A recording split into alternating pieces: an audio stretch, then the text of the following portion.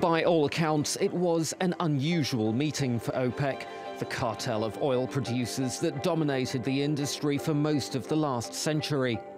Rarely has there been this much consensus among its members over what to do next, a sign perhaps of just how much is at stake for them.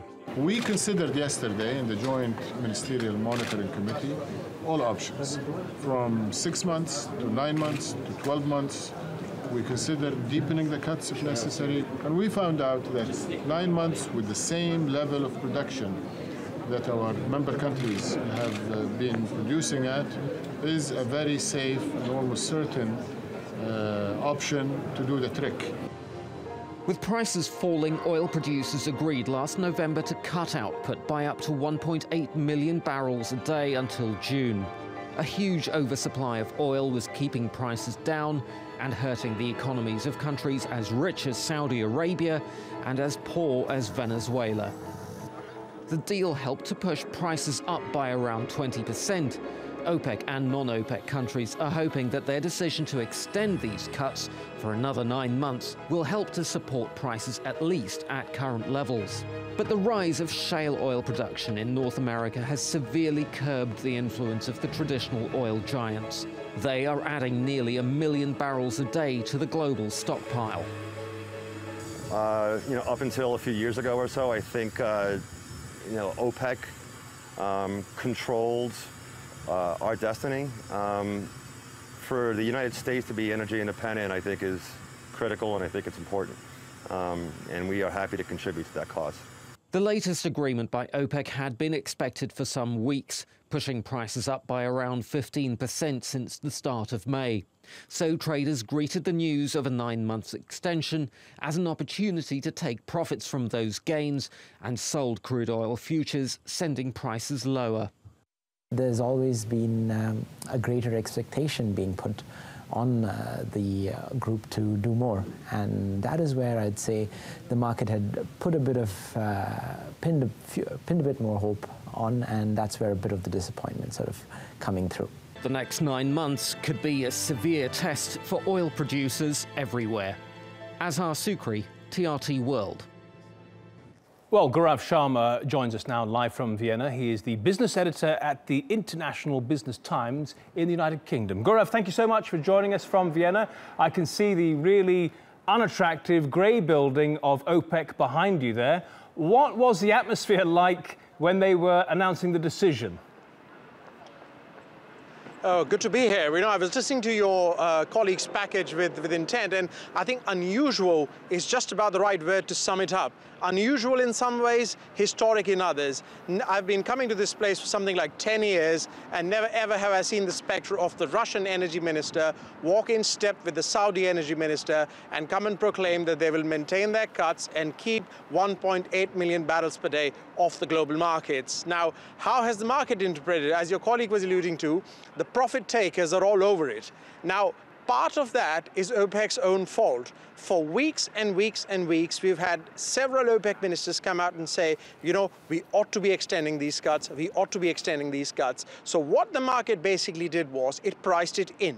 Now, the only thing that was to be decided today was whether the cuts, not if, but rather whether the cuts will be for 6 months, 9 months, or 12. In the end, they've gone with, as your colleague said, with 9 months all the way up to March 2018. And they think they've solved their problems, but I quite disagree.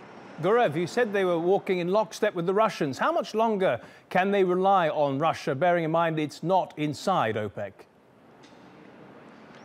Right, let's be very frank. If you rewind the clock back some 20-odd years, the Russians haven't been very reliable partners. Now, what's different, or should I, to quote your colleague, what's unusual here is that they seem to be cooperating on this occasion. Now, the Russian minister said quite candidly that they had fulfilled their end, or rather conformity, as he called it, of about to the tune of around 300,000 barrels per day of Russian production knocked off. Apparently, Kazakhstan's also playing ball, and so are another 8, non-OPEC members. Now, the thing is, if you are a shale producer in the United States, this is music to your ears, because essentially this is an OPEC stroke non-OPEC put in place, and essentially all these guys in the States have, based on my anecdotal empirical evidence that I have, they have hedged themselves out for another 18 months. So if you think that the US production is going to somehow tail away, it's not going to happen. We've had 18 successive weeks of US rig counts rising, and I suspect the next week will be the 19th. So let me ask you about the price, the optimum price that OPEC members are looking for, and also the US shale producers. What are they looking for? Well, I'll tell you something. The feedback that I have from Texas, and I've personally visited some rigs there, some people, some folks, and this will be alarming for OPEC, and keep going at about $25.